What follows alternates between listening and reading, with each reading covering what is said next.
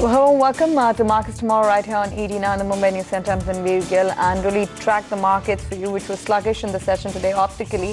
But the futures did make a dash and touch the 8600 mark in intraday trade, which is pretty much gives more upside to the market from these levels. We'll talk about the market trend as we go along into the week, make sense of the markets with Edward Teether, ASEAN as well as India economist at UBS, Manish Gunwani, Deputy CIO Equities at ICICI Prudential AMC, Mayuresh Joshi, Fund Managers Angel Broking, and Manav Chopra, Head Analyst at Monarch Net Worth Capital, will help our viewers with trading ideas for tomorrow. But first, a quick roundup of the market action. It was really about the Nifty holding the 8500 mark, actually 8550 in the session, which was encouraging. The resistance is seen at 8600, which is where the futures saw an attempted touch point. In fact, on the futures and options side, 15 lakh shares were added on the 8600 call, signaling the market sees more upside, but capped upside from the current levels. The monsoon session kicks off today, and all eyes on whether or not the crucial GST bill will finally see the light of the day, whether there would be a consensus drawn on the bill, and whether the bill would actually be passed on in the floor of the House. RBI governor rules out the possibility of a rate cut in August, believes that inflation continues to remain high, and that's something that played in with the way banking stocks performed in the session today. Of course, on Reliance Industries, the street cheered the results. Even though in the last hour of trade, the stock fell off, brokerages, of course, maintain a buy on our performance that the company showed as far as the top line, bottom line, and margins go. HUL, weak quarter, and that was a surprise. You had quarter one margins that were healthy, but the volume growth picture was weak, and the top line performance was disappointing too, which hit the stock's performance in the session. Mindtree came out with numbers post-market close, and the Q1 numbers were a disappointing lot. The question that we are asking is, will the Nifty rally continue beyond 8600? Good evening, Mayuresh and Manav. Good to have you on the show. Let me start off with you first, Manav. Do you sense that 8600 could be the top of the rally that we've been seeing since the 8K mark was crossed?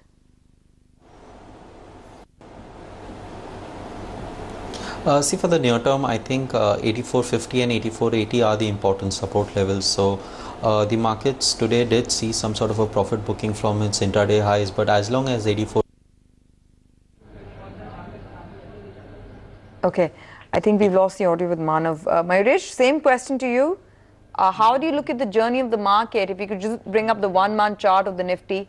It's been a decent comeback for the markets from the Brexit vote impact woes. So evening, Tanveer. I think from the lows after the Brexit event, I think we've brushed off every probable event that has come in the way. And largely, I think the markets are now discounting good monsoons, GST being cleared, some revival in corporate earnings on the international side, no hike from the Fed, and that largely will push in a lot of liquidity, because again, I think the kind of bond yields that are in negative terrain, I think you will see riskier assets like equities get flows. Having said that, I think if there is some amount of disappointment of GST, of either the GST not getting cleared, or again, I think some disappointment happening on the international cues, I think you might have some money being taken off the table. And again, I think the pertinent point to note here is that the corporate earnings is the way that the markets will re-rate themselves. So you've seen some green shoots probably in Q4 of last fiscal. You might see the corporate earnings just staying put for the better part of Q1 for the overall market as a whole. And generally for this year, I think the expectation again is a 14-15% earnings growth. So largely, I think the markets will re-rate themselves when the earnings trajectory starts picking up along with the capex cycle. But largely, I think the valuations at this time around 17 and a half times forward, seemingly making the markets look fair. So I think some money is being taken off the table, and the markets can look out for fresh triggers, which probably are not there at this point of time. Okay, fair enough. Manav is back with us. Manav, how are you mapping the charts? Because it's really been a strong rally for the markets from, like I said, the Brexit event that hit the markets hard in the last week of June. In fact, from that point, it's a good 5% return that the markets have given to investors. And, you've seen that within those gainers, the auto index particularly has hit a record high. So you've had the mid-cap index hit a record high. And now the auto index also making a fresh high, which essentially translates into a lot of rate sensitives outperforming. Mayuresh, among the auto names, what are your top 3 bets? So largely, Tanveer, again, I think expecting a reasonable show to come through from the auto pack, whether that be the passenger vehicle segment, the MHCV segment, or the two-wheelers. Largely, it's going to be volume driven in the second half of this fiscal. And you've seen some amount of consolidation probably happening and some slip-up happening specifically on the MHCV part. But again, I think largely if one really accounts for recovery happening specifically in terms of volumes, that leverage is going to play out on the balance sheet. So though we are expecting some amount of inflation to come through from the raw material side, the volume offsetting factor will probably give the auto companies a huge benefit in terms of the EBITDA margin expansion as well as the bottom line expansion. Now what really can be played out is the two-wheeler space within the auto universe. And again, I think within the four-wheeler space, I think one really needs to be a little bit more specific and stock specific at this point of time, because one really needs to understand the business dynamics that each company is operating out of. So I'll remain extremely sanguine about the auto sector as a whole and even auto ancillaries, but one really needs to be stock specific because a few stocks probably have moved ahead of their valuations in terms of the earnings matrix. So I think two-wheelers, selectively a few MHCV players, and selectively four-wheelers is the way that I look at the auto space. Okay, let's talk about earnings. And before we address HUL's numbers, which for the quarter were disappointing, at least on the volume growth front as well as the top line, Mindtree was a set of numbers that came in after the markets shut trade. So HUL did get time to react to, the stock of HUL reacted to numbers, which is why it was down about, close to 3%. But Mindtree, there was weakness in the stock, especially in the second half of trade, in anticipation of a weak quarterly performance, and that's exactly how it panned out. Tanya joins in with a quick summary of, what lies in the details of those numbers. Tanya. That's right, Tanveer. As you specifically mentioned, the stock has been down in the second half of trade. It's also come down almost over 6% in the last 2 days. And we're expecting a weak opening tomorrow, mainly because it has declared a very weak set of operational numbers, specifically under the new accounting standards. On a consolidated basis, the profit after tax is down about 7.1% at 123.5 crores. The dollar revenue, while we were expecting about $200 million, has come in line at about 199 million. However, the over 200 basis point dip in the margins at about 14.7% versus 16.7% quarter on quarter is the big negative surprise in this stock. Now, even on a consolidated basis, the revenues are also pretty much flat in terms of the rupee terms at about 1,327.6 versus 1,320 last time around. Now, the Q1 revenue growth was expected at much higher levels, because of which the negative surprise will come in. And remember, last quarter, the company had actually had a lot of acquisitions, because of which there's a very high growth base, because of which quarter on quarter, again, we've seen quite a dip in terms of numbers. Now, the headwinds for this company remain the visa hikes as well as, wage hike expectations, which definitely will show up tomorrow in the stock performance. Oh, yes, indeed. You can see the way the stock has been sluggish all of the last month, and over a 3-month period, it's down 17%. I also want to tie in a quick view on HUL. Remember, those numbers came in below estimates. The revenue figure missed estimates by a margin. In fact, we were expecting 7% year-on-year growth on the top line. The company delivered only 3.5% growth on sales. Margins were slightly higher, but you did not see the kind of outperformance on volume growth as was expected. So volume growth also came in at the lower end of the range of between 4 to 6%. So, flat quarter on quarter is what they delivered on the volume growth front. Very quickly, Mayuresh, your sense on Mindtree as well as HUL and what these numbers mean for the stocks? Again, I think as Tanya was mentioning, I think the EBITDA performance for Mindtree specifically has been a little bit disappointing. So one really needs to understand from the management and the management transcript thereof on where the underperformance has been. The order book has been pretty strong, Tanveer, for Mindtree, and consistently over the past so many quarters they've been able to ramp up their order wins. So it's really up to the execution part now and what kind of commentary probably comes out in terms of the digital spends, specifically in the area of digitalization going forward, which is a key focus area for Mindtree. So again, I think numbers are a little bit disappointing, so the stock might open soft tomorrow, but management commentary will be key in understanding how the dynamics shape up. For HUL specifically, I think the volume growth figure of 4% was disappointing. I think I was expecting a 5% figure, but largely I think one must understand that whatever we've been going through over the past few quarters will not be seen on consumer durable balance sheets and FMCG balance sheets from Q1. Even if good monsoons come through, the expectations of salaries being given out from the 7th pay commission recommendation in August, you'll probably see the second half being much better for these guys. Yes, there are competition pressures, the ad spends probably are expected to remain elevated for a whole host of these guys, and valuations are not supportive. So largely again, I think the management is indicating of better prospects going forward from a long-term perspective, but from a short-term perspective, I think it is this dual overhang of input costs probably increasing, competitive pressures remaining intensified, and the probability of volume growth still remaining sluggish over the next 2 quarters, along with high valuations probably being a dampener for the stock. Okay, and very quickly, Manav, I'll come to you on the charts, Mindtree as well as HUL.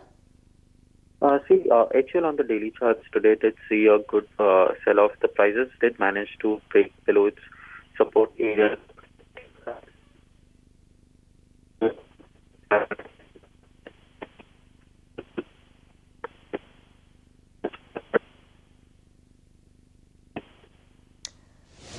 Okay, but you've seen the stock of HUL down about 2% in the session today. We'll head into a break right now. As we do so, hear out some market opinion on the road ahead for the markets. But also, when we come back, it'll be full focus on what you need to watch out for in tomorrow's session and how you can benefit from the newsmakers.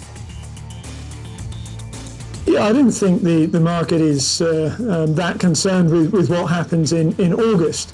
What the market would really like to know is what's the framework for the next 12 or the next months or the next 5 years. What is the inflation target? Who is the next governor?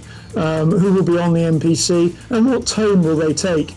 And that has implications for the economy, but I think there are implications that are really going to play out on a 12 to 18 month horizon rather than the next 6 months. GST, when it's implemented, is great for the long term in prospects of India's economy. In an Asian context, India looks relatively good, benefiting, if you like, from lower inflation, disinflationary pressures, because as we've discussed, Indian inflation is higher than in many parts of Asia. Our interaction with global investors does indicate that for them GST is a very, very important indicator of reforms. The BFSI sector, both in US and Europe, is under a lot of stress. It's kind of showing up in the stock prices as well, and that is such a big sector for this industry that I guess there is really genuine concern about how some of these large banks and investment banks would spend on tech.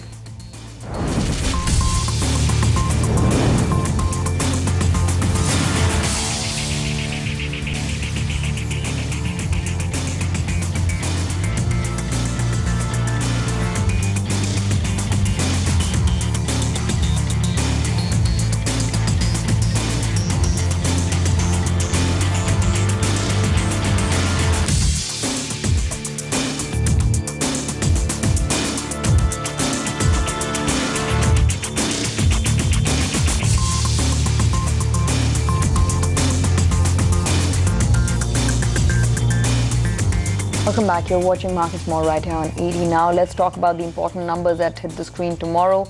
Wipro comes out with their quarterly earnings. Pranay joins in with a quick snapshot of what to expect. Pranay? Well, from Wipro on the IT services revenue side, we are expecting 2.1% growth in constant currency terms. Last quarter itself, the management had indicated that the growth would be between 1 to 3%. So it's going to be just a little above the midpoint. And almost entirely, or 2% of this, would be contributed from the health plan services acquisition, which is now getting integrated. On the organic side, it would be a very minimal contribution of just 0.1%, and Q1 as it is organically has been very soft for the company for past many years. If you look on the operating level, then we are expecting 100 basis point contraction in the EBIT margin. So 19.1% is what we are expecting, even though there is a 40 basis point cross currency positive tailwind over here.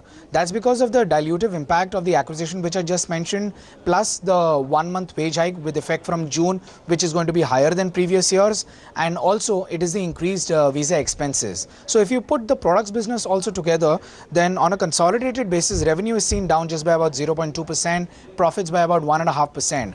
The important monitorables to watch would be the Q2 IT services revenue guidance, which we are expecting to be between 1.5 to 3.5%, and this is excluding the VTO's acquisition because that is pending closure. Also, what are the first steps that the management has been taking in direction of the ambitious vision that they set of FY20 revenue of $15 billion, that's doubling with 23% EBIT margin. Any pressure on verticals such as energy or stabilization over there? And also, what is the deal win, deal pipeline and the ramp up looking like besides the growth outlook following Brexit, because they have 12% exposure to UK. Thanks, Pranay, for that. Let's also do a quick run through on what to expect from Ultratech Cement's earnings. Vivek joins us to give us a lowdown on actually the estimates running in the market. Vivek? Well, cement companies, the earnings will start from tomorrow with the biggest cement company in India, Ultratech, will go ahead and actually declare its results. So now if you're looking at it, last time around, the cement companies actually benefited from a very low base and low fuel and pet coke prices. Now this time around, what is the street anticipating? So if I take you through the headline numbers of Ultratech, the street is anticipating the revenues coming in close to 6,400 crore mark, up almost 6% on a year-on-year basis. Talking about the profits are seen up almost 23%, coming in close to a 720 crore mark, while margins too are seen expanding almost to a little over 250 basis points. Now if you're looking at what are the key highlights for Ultratech this quarter, you cannot go behind the JP deal that the company signed. The JP deal, most of the analysts are saying EPS dilutive in the near term, but which will help consolidate the company's strong all-India presence in the longer term. Apart from that, what is the street anticipating? Factors like continued market share gains that seeing, ability if any of the company to actually go ahead and cut costs further, and also if the company does have any strategies to actually go ahead and acquire more limestone reserves. Thanks, Vivek, for that. Mayuresh, I come to you with the very obvious question. What's your own expectation on Wipro as well as on Ultratech Cement, and what do the stocks do in the interim? No, largely again, I think Wipro is expected to put in a very flattish performance, specifically on the top line. I think the IT services business expected to post EBIT margins between 19 and 20 odd percent. It's the management commentary that will be important. But again, I think Wipro has been languishing in terms of new deal pipeline wins. You're probably talking about execution, and again I think the vision that they've probably laid out in 2020, if the IT companies are expected probably to have some amount of overhang with both Brexit and again Q3, Q4 being traditionally weak quarters, I think the discretionary spending factor might have a telling effect, because I think Wipro's contribution even from the energy segment is quite large compared to the others. So then I think management commentary on a few key verticals will be important. So I'm not expecting a great set of numbers probably to come through from Wipro. For Ultratech, again, I think it's going to be a long run-out story. So I think it's something that needs to be worked out and played out over the next 2 to 3 years, because the stock has rallied from lower levels of 25,2,600, if I'm not mistaken, a few months back. But largely, I think the pricing patterns that the management will come out with in terms of realizations expected pan-India, I think that will be one key factor to watch out for. What happens with their volume growth, I think that is going to be extremely important. And largely, I think the street is believing that with petcoke consumption going up, I think the EBITDA per ton probably for Ultratech should remain stabilized, along with EBITDA margins inching upwards close to that 20.5% mark. So I think expecting a decent show from Ultratech to come through, but I think management commentary, both in terms of pricing as well as volume growth going ahead, will be key for the stock. Okay, fair enough. That's a quick word coming in on Ultratech Cement as well as Wipro in tomorrow's earnings call. I just want to also mark what the outlook is now on telcos, with the idea, cutting some of their data plans, the tariffs on that significantly. Mayuresh, is it all bets off? The stock is down nearly 15% month to date. In this pricing war where, there's going to be a lot of undercutting, so to speak, would you want to stay away from telcos, especially the incumbents? So again, I think the numbers would largely be in line for this quarter, but largely if you look at the kind of data cuts that have come through and what has been announced and what I see on the screen, you can largely expect that the voice ARPUs probably are not moving in the same proportion. You're probably seeing the voice business probably just dwindle down a little bit. It's the data part that a lot of these telecom operators are probably hinging their bets on from a medium-term perspective. And again, I think data contributes almost 20% to Idea's overall top line. But even if you look within the composition itself, the data revenues per megabyte actually is coming down over the past few quarters. That is probably getting offset by the kind of volume growth that we've seen. But does this mean that with the cut that we've seen, we'll get compensated by an equal amount of volume activity? I probably don't think so. So I think you really need to understand two perspectives. A, I think this will have an earnings impact on their balance sheet. And second, look at the leverage positions already taken. So the net debt to EBITDA for Idea has probably gone up from 1.5 to 2.9 times. And again, with expectations of fresh spectrum coming through, additional capex being taken probably to suffice and service this spectrum, the leverage on the balance sheets is going to increase substantially, which can have a detrimental effect in terms of how cash flows will pan out. So again, I think one really needs to understand from a long-term perspective how these things will pan out, what the competitor launch will be at what prices. But again, I think such undercutting probably does not necessarily mean that the data volumes will probably offset the kind of cuts that we've seen. So I think it will be very interesting to see in the numbers to come how Idea is probably compensating its loss in terms of tariffs, probably getting compensated by data volumes. Okay. Mayuresh, before we wrap up, your investment ideas? Well, largely, I think, Tanvir, it remains the same. So I think I'm liking the EPC team with the government going full throttle in terms of roads and highways. My own sense is that a lot of these EPC manufacturers and contractors are going to benefit. Again, I think the order execution is going to be key for them. And largely, I think the kind of margins that come along with the fresh orders, I think that is going to have a positive impact in terms of their bottom lines. So a few EPC guys, construction equipment manufacturers, I think you will see volume pickup probably start happening once the monsoons are over. So the second half is where I expect and believe that a lot of volume activity will start playing out, and that should meaningfully get played out once execution starts over the next 12 to 15 months on their balance sheets, which will have a positive impact in margin expansion, bottom line, and again earnings per share. So I think the EPC guys to construction equipment manufacturers is something that I'll keep a keen eye for. Okay, Mayuresh, thanks very much for taking out the time to speak with us today and help our viewers with your investment ideas, your investment thesis, as well as your rationale on market trends going forward from here. Before we wrap up, here's another view coming in from Joshi Bank on how the India story looks. Our macroeconomic situation is looking great. The monsoons, which was a big concern, that they're panning out all right. We may actually get upside triggers, India-specific triggers if you get the GST bill passed. Maybe the earnings season also turns out to be slightly better than expected. So there are very specific India drivers. But I don't think we can forget that we are still in a market which is unfortunately still heavily dominated by FII flows. And if you have $1 or $2 billion of FII outflows, the market in absolute terms will correct. And we cannot be immune to the risks globally. So when global equity markets come off sharply, whether it's Brexit concerns or Italian banks or something in China, whatever, I don't think India can remain immune. But on a longer term horizon, if you go beyond the next 3-6 months and say you take a 1 year, 2 year, 3 year view, then yes, even if we don't see a PE re-rating for the Indian market as a whole, the earnings growth in itself, we are projecting roughly about 17-18% earnings growth for FY 17 and 18.